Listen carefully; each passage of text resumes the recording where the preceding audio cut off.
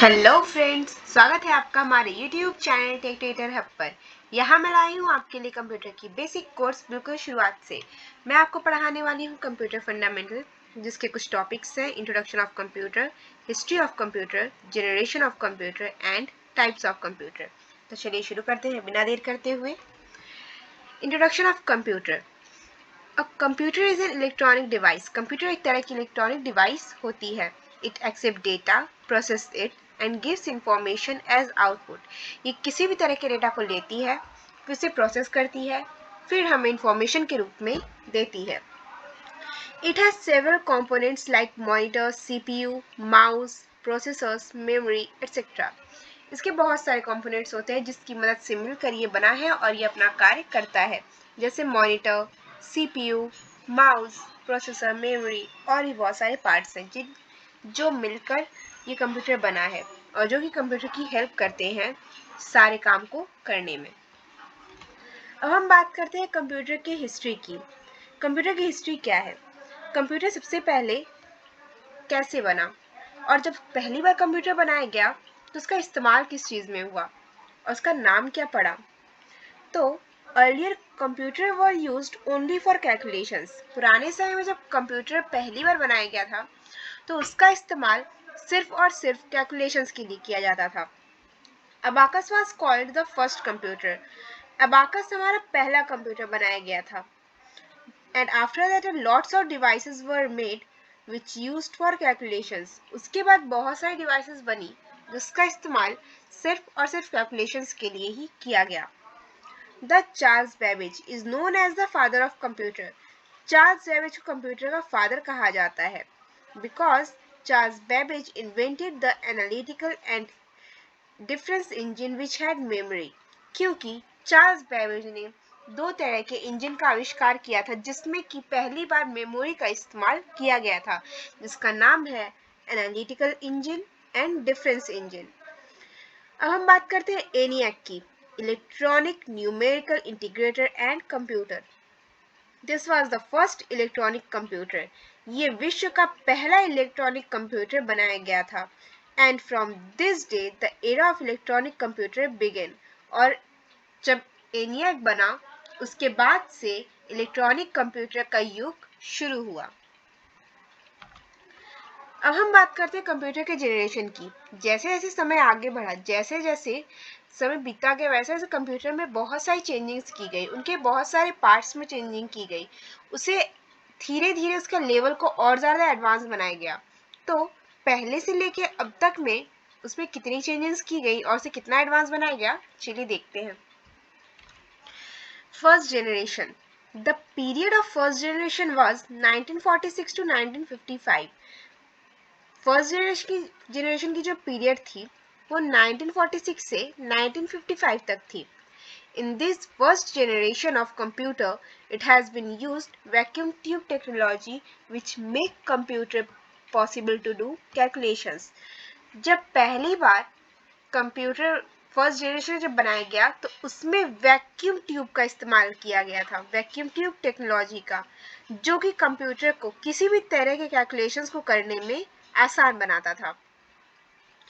दूसरे जनरेशन में the period of second generation was 1995 to 1965। Second generation जो था वो 1955 से 1965 तक चला। In this generation of computer, it has been used transistor which made a computer little concise and faster to do the same. इस generation में transistor का इस्तेमाल किया गया जो कंप्यूटर को थोड़ा तेज बनाया और साइज में थोड़ा छोटा किया गया, जो कैलकुलेशंस को बहुत अच्छे से कर पा रहा था। अब हम बात करते हैं थर्ड जनरेशन की। The period of third generation was 1995 to 1975। Third generation की जो पीरियड है वो 1965 से लेके 1975 तक चली। The third generation of computer, it has been used integrated circuit। Third generation की जो पीरियड थी उसमें इंटीग्रेटेड सर्किट का इस्तेमाल किया गया था which made this computer comparatively and reliable as well, जो कि कंप्यूटर को बहुत ज़्यादा हेल्पफुल बनाया था और बहुत ज़्यादा फास्ट और बहुत अच्छा बना दिया था, जिसे आप कहीं भी कैरी भी कर सकते थे। थर्ड जनरेशन कंप्यूटर को और छोटा ही बना दिया गया था, जो कि आप कहीं कैरी भी कर सकते थे, और तुलनात्मक भी बना दिया गया था कि ये ज़्यादा और बेहतर बन सके। और थर्ड जनरेशन में इंटीग्रेटेड सर्किट का इस्तेमाल किया गया था। अब हम बात करते हैं फोर्थ जनरेशन की। The period of fourth generation was 1975 to 1990। Fourth generation की जो पीरियड चली वो 1975 से 1990 तक चली। In this generation computer has been used microprocessor inside to work far better comparatively।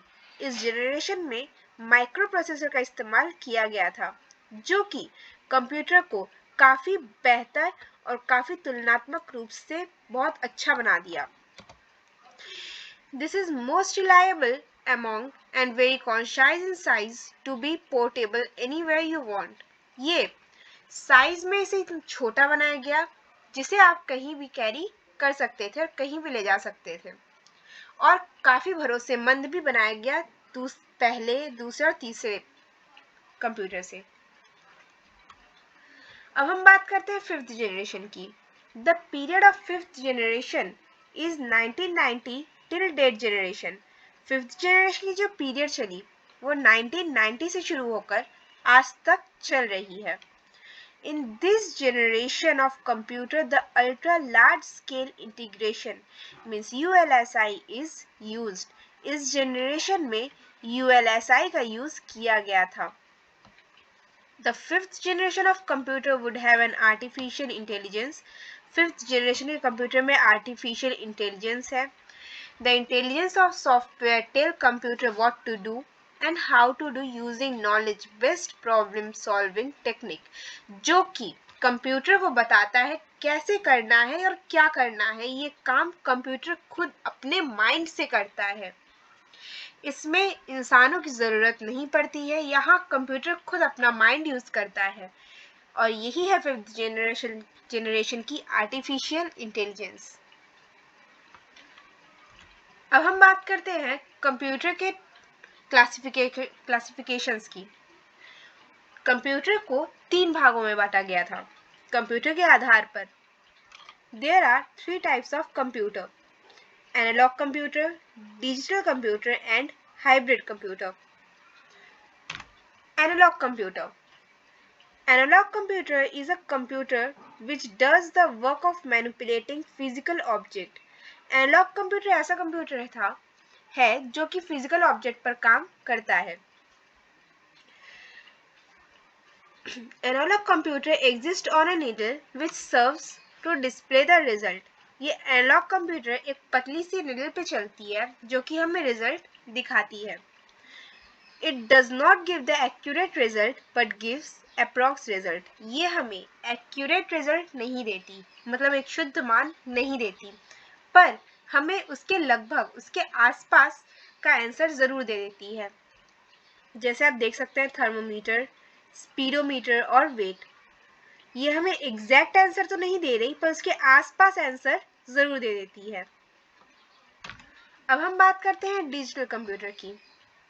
Digital computer is an electronic computer which works to solve mathematical and logical problems and works on electronic signal।